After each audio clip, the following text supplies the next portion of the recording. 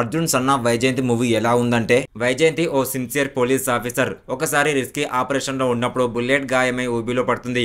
అదే టైంలో పుట్టినరోజు శుభాకాంక్షలు చెప్పడానికి ఆమె కొడుకు అర్జున్ వస్తాడు. ఊబిలో పడిపోయిన ఆమె ఆచూకీ అతను కనిపెట్టడం వల్ల వైజయంతి బ్రతికి బయటపడుతుంది. అతనికి తల్లి అంటే ప్రాణం. చిన్నప్పటి నుండి ఆమె ఎలాంటి రిస్కీ ఆపరేషన్ లో ఉన్నా లేకపోయినా ఆమె పుట్టినరోజుని సెలబ్రేట్ చేస్తూ ఉంటాడు. అయితే ఇతని తండ్రి విశ్వనాథ్ను ఓ రౌడీ షీటర్ సముద్రంలోకి తోసి చంపేస్తాడు. దీంతో అతని తల్లి వైజయంతి ఆ రౌడీ షీటర్ను చట్టపరంగా శిక్షించాలని అనుకుంటుంది.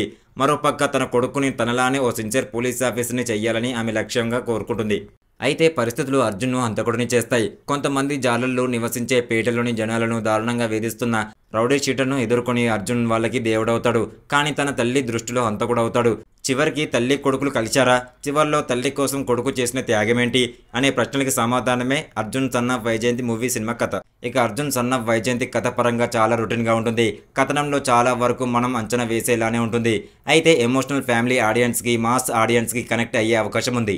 విజయశాంతి తల్లి పాత్రలో ఒదిగిపోయింది. కళ్యాణ్ రామ్, విజయశాంతి మధ్య వచ్చే సన్నివేశాలు ఫ్యామిలీ ఆడియన్స్ని ఆకట్టుకునే విధంగా ఉంటాయి. హీరోయిన్ సాయి మంజ్రేకర్ పాత్ర చెప్పుకునే రేంజ్లో ఏమీ ఉండదు. రెగ్యులర్ తెలుగు హీరోయిన్ పాత్ర లాగే ఉంటుంది.